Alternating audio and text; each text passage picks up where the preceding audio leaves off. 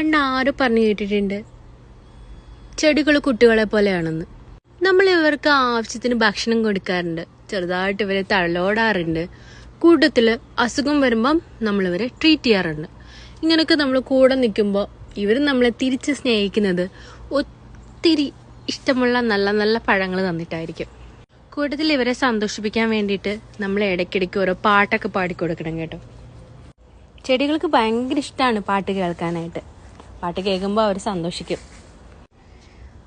അതോ പൂക്കിன்றது ஆசை மேகம், மழை கேட்டுக்கொள்ளுங்கள்,